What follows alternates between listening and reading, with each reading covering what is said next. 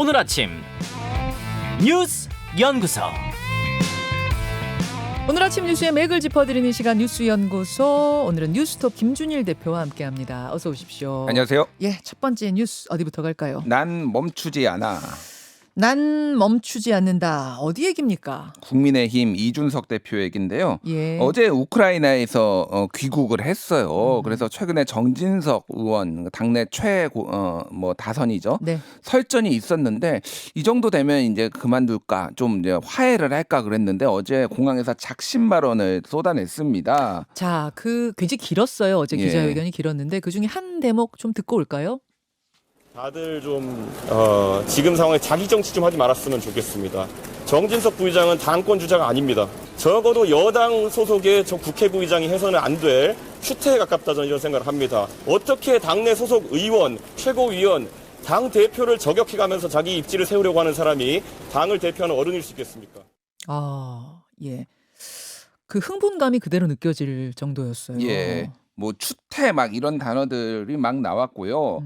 그래서 일단은 뭐 이제 우크라이나 간 거가 정부하고 조율이 없었던 거 아니냐 이런 이제 문제 제기를 했는데 그거 사실 아니다. 유튜브에서나 할 법한 얘기를 지금 국회 부의장이 했다. 뭐 이런 얘기를 하면서 강하게 비판을 했고 제일 마지막에는 정진석 의원은 당권 주자 아니다. 이거 당권 경쟁이라고 얘기하지 말라. 당권 이런 경쟁이라고들 하는데 어. 그 정진석 부의장은 당권 주자가 아니다 이렇게 얘기를 했어요. 한마디로 하면 급을 낮춰버린 거죠. 어. 그 정도로 좀 이제 격앙됐습니다. 예.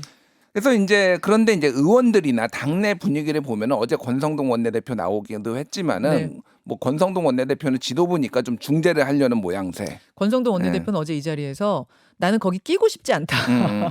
끼고 싶지도 않다 하면서 중재하려고 시도하더라고요. 예. 그러니까 최고위원회의에서는 조금 이제 두 사람이 이제 조금 좀 그만했으면 좋겠다 이런 취지의 얘기를 했고요. 다른 의원들은 여기에 좀 끼려고 하지는 않습니다. 그러니까 뭐가 이를테면 이준석 대표가 명확하게 잘못을 했다든지 뭐 이런 게 있으면은 뭐 비판을 하는데 뭐 선거 2번 이겼고 그리고 우크라이나 간 것도 어쨌든 정부하고 조율을 해서 간 거 그쪽 초청받아 간 거고 뭐 이런 것들을 봤을 때 이거를 혁신하겠다는데 그리고 네. 그 혁신위에 대해서도 의견 조율하겠다라는데 그러니까 전체적으로 보면 오히려 정진석 의원이 조금 더 궁지에 몰렸다. 게다가 이제 뭐 이제 정치 선배가 조언하는데 뭐 이런 얘기를 하니까 이게 꼰대론까지 나오면서 전체적으로 젊은 당원들이나 당직자들은 반발하고 뭐 이런 모양새예요. 그래서 어저께 정진석 의원 같은 경우에도 이제 페이스북에다가 요 얘기는 쓰지 않고 이제 정부 여당이 함께 지혜와 힘을 모을 때다. 뭐 이런 얘기만 써가지고 좀 진화되는 모양새 보이고 있습니다. 이제 정진석 의원이 더 이상의 확전을 안 하려는 움직임인 것 같고 예. 이준석 대표는 아직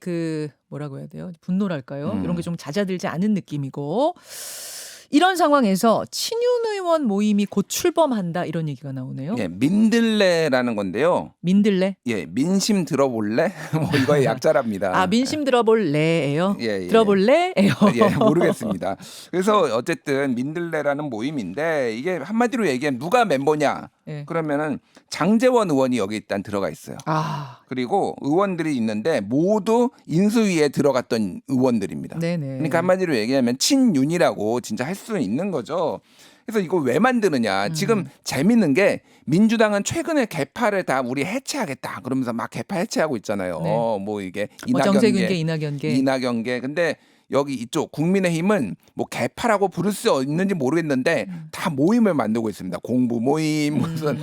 아, 물론 장제원 의원은 이제 선을 그었더라고요. 이거 무슨 개파 모임 아니고 공부하자는 순수한 모임이다. 이렇게 봐달라. 그렇지만 이제 밖에서 보는 시선은 꼭 그렇지는 않은 것 같더라고요. 모든 모임은 스스로를 개파 모임이라고 한 적이 한 번도 없습니다. 제가 지금까지 한 20년 넘게 보면서 한 번도 자칭 없어요. 개파 모임은 하나도 없다. 한 번도 없었어요. 다 뭐 당의 발전을 위해 뭐 민심 듣기 위해. 네, 민심 듣기 위해. 그래서 이준석 대표도 이거에 대해서 경고를 했어요 어제. 당정대 협의를 위한 모임이라고 하는데 이게 지금 사조직 아니냐. 뭐 이런 식으로 하면서 일단 경고를 지금 한 상황이고 비윤계도 약간 불편한 마음을 지금 언론에 얘기를 해서 이게 좀 당내 갈등의 씨앗이 될지도 좀 봐야 될 것 같아요. 아니 뭐 공부하자는 모임 자체가 취지가 나쁜 건 아닌데 이게 자칫 예전 친박 친이 막 이렇게 뭐 그 중에서도 진박은 누구고 막 이러면서 그 갈등 일으켰던 과거로 돌아가지 않을까 이런 이제 기시감 때문에 우려를 하는 사람들이 있는 거겠죠. 그렇죠. 예. 그래요. 오늘 요 이야기는 오늘 뭐 말말말도 있고 여러 곳에서 좀 더 이야기를 나눠보도록 하고 일단 다음으로 가겠습니다. 스프링클러만 있었어도 이게 이제 어제 발생한 대구의 화재 예. 요 이야기죠. 어제 이제 범어동, 대구 범어동에 있는 법조타운이라고 보통 불려요, 거기를. 네. 거기에 이제 한 변호사 사무실에 이제 그 건물에서 불이 났는데요. 건물 2층에서 이제 그 검은 연기가 나고 큰 폭발음이 들렸습니다. 그게 어제 10시 55분쯤이었고요. 20분 만에 소방대원들이 한 160명이 투입이 돼서 불은 잡혔어요. 아니 20분 만에 불이 완전 진화가 됐는데 굉장히 빨리 출동했더라고요. 예. 근데 왜 이렇게 희생자가 많습니다. 7명이 숨졌어요. 예, 40여 명 사상이고 7명이 이제 숨진 걸로 이제 확인이 됐는데요. 이게 일단은 그 이유부터 얘기를 하면은 아까 전에 뭐 오프닝에서 앵커가 말씀하셨지만은 이 사람이 이 이제 용의자로 추정되는 사망했습니다. 이 사람도 네.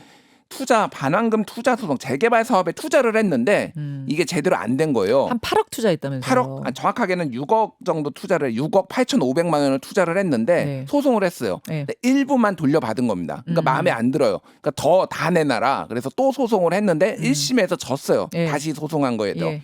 그런 다음에 이 변호사 지금 이 변호사 불난 변호사가 상대 측 변호사였어요. 그러니까 승소한 변호사죠. 본인은 패소를 했고. 그렇죠. 그러니까 이제 추정입니다만 앙심을 품고 이렇게 가서 불을 지른 거 아니냐. 근데 막상 그 변호사는 그 사무실에 없었습니다. 그러니까 그 네. 사무실이 그러니까 김 변호사, 배 변호사 두 사람이 공동으로 운영하는 거였는데 다른 한 변호사는 있었고 정작 이 변호사는 출장 나가 있는 상태였던 거예요. 예. 근데 여러분 일단 CCTV를 좀 보여드릴게요. 이 사람이 그 방화 용의자입니다. 빌딩으로 들어가고 있는데 흰 천에다가 뭔가를 싸서 손에 들고 있습니다. 저게 지금 인화물질로 추정이 되는 겁니다. 네. 저렇게 2층으로 올라간 뒤 불과 23초 만에 불이 뻥 하고 폭발을 했단 말이에요. 예. 결국 저 사람이 사무실에 들어가서 문 잠궈 놓고 거기서 터트린 걸로 지금 보이는 거죠. 그러니까 문을 잠갔는지 여부는 정확하게 확인은 안 된 상황이에요. 어찌됐든 근데 뭐 막았을 가능성도 있는데 본인도 불에 타가지고 이제 사망한 상황이니까 그거는 경찰이 감식을 해서 확인해야 되는 거고요. 그러니까 뭐 소송에 불만을 품고 이게 좀 굉장히 위험 신호죠. 예전에 기억하실지 모르겠는데 2018년에는 김명수 대법원장한테 화염병 던져가지고 맞아요. 문제가 된 적도 있었고 뭐 판사 석궁 테러 네. 뭐 이런 것도 있었고요. 2015년에는 박영수 변호사가 그 승소를 했는데 그거에 대해서 앙심을 품고 뭐 변호사한테 이제 뭐 테러를 한 적도 있습니다. 근데 문제는 왜 이렇게 많이 죽었냐? 짧은 시간에 이렇게 불이 났는데. 그러니까 이게 지금 여러분 CCTV를 저희가 잠깐 보여드렸는데도 이미 들어가는 거 불나는 연기까지 다 보여드렸을 정도로 정말 짧은 시간 안에 왜 이렇게 희생자가 많았어요? 그러니까 여기가 아까 법조타운이라고 말씀드렸죠. 예. 범어동 법조타운. 여기에 이제 73년에 대구지법이 생기면서 이쪽에 변호사 사무실이 쫙 올라옵니다. 서초동 주변에 막 생긴 것처럼. 근데 오래됐어요, 건물들이. 아하. 그래서 옛날 소방법과 옛날 뭐 이런 것들을 건축법을 적용을 하면은 예를 들면 다 시대마다 달랐어요. 근데 이게 94년에 허가가 났거든요. 그런데 당시에는 5,000제곱미터 이상에만 스프링클러를 다 설치하도록 돼 있는데 이거는 3,000제곱미터였습니다. 그러니까 스프링클러가 지하에만 있었고 지상에는 전혀 없었어요. 그래서 지금 여기에는 옛날 건물도 또 뭐 보시면 알겠지만 복도 쫙 길고 탈출구는 하나밖에 없고 뭐 창문은 작고 뭐 이런 데들이 많잖아요. 거기 평면도 한번 보여드릴게요. 지금 불이 난 그 사무실이 있던 2층의 평면도를 유튜브와 레인보우로 저희가 보여드리고 있습니다. 201호, 204호, 202호, 203호가 쭉 붙어 있고 하필이면 이 불난 사무실이 또 203호예요. 맨 네. 끝이에요. 복도는 굉장히 좁았다고 합니다. 그리고 이 사람이 들어가자마자 문을 막고 거기서 인화물질에다가 성냥에다 불을 붙였다면 뭐 방법이 없는 상황이었을 거예요. 203호 사무실의 분들은 지금 돌아가신 분들이 다 203호잖아요. 그렇죠. 예. 그렇죠? 한 사무실. 연기에 질식해서 다 사망을 한 것으로 추정이 되고 있고 그럼 변호사 사무실에 종이가 얼마나 많습니까? 네. 인화성 물질 너무 많으니까 순식간에 이제 불이 탄 거예요. 네. 그래서 이거를 건축법을 소급 적용하려고 하면은 사실 근데 이제 엄청나게 건물주들이 반발을 하니까 예전에 국회에서도 한번 하려고 했다가 잘 안 됐거든요. 좀 대책을 스프링클러는 최소한 설치를 해야 되게 하는 거 아니냐. 노후 건물이라도 뭐 이런 얘기들이 나오고 있습니다.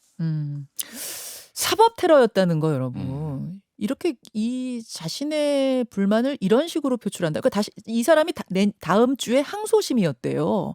그럼 항소를 하고 이렇게 법적인 절차를 밟아가야 되는데 그냥 개인적으로 보복을 하는 이런 분노 사회로 가는 건 이건 너무나 후진적이고 야만적입니다. 돌아가신 분들 참 안타깝습니다. 그 다음으로 가죠. 한동훈이 사과해야. 유시민 전 노무현 재단 이사장 어제 1심이 있었습니다. 예.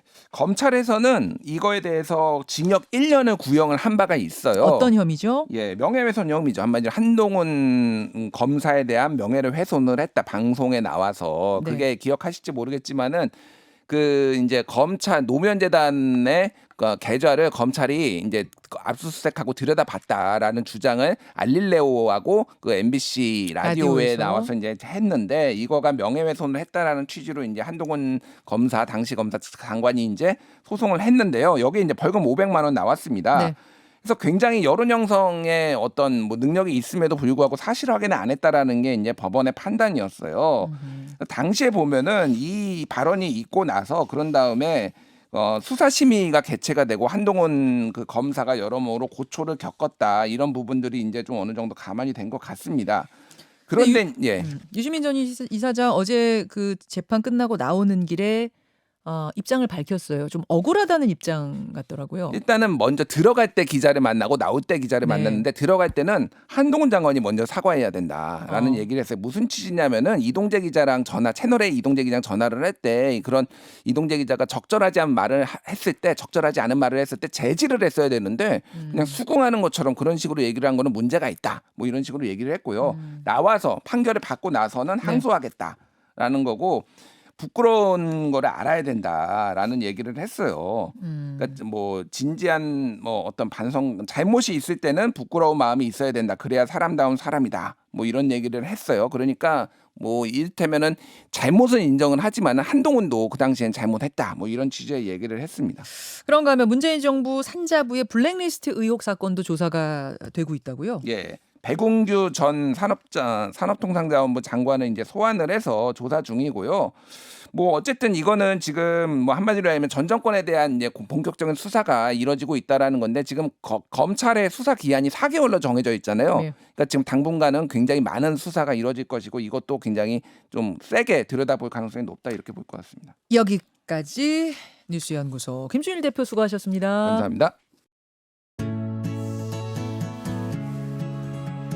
김현정의 뉴스쇼는 시청자 여러분의 참여를 기다립니다. 구독과 좋아요, 댓글 잊지 않으셨죠? 알림 설정을 해두시면 평일 아침 7시 20분 실시간 라이브도 참여하실 수 있습니다.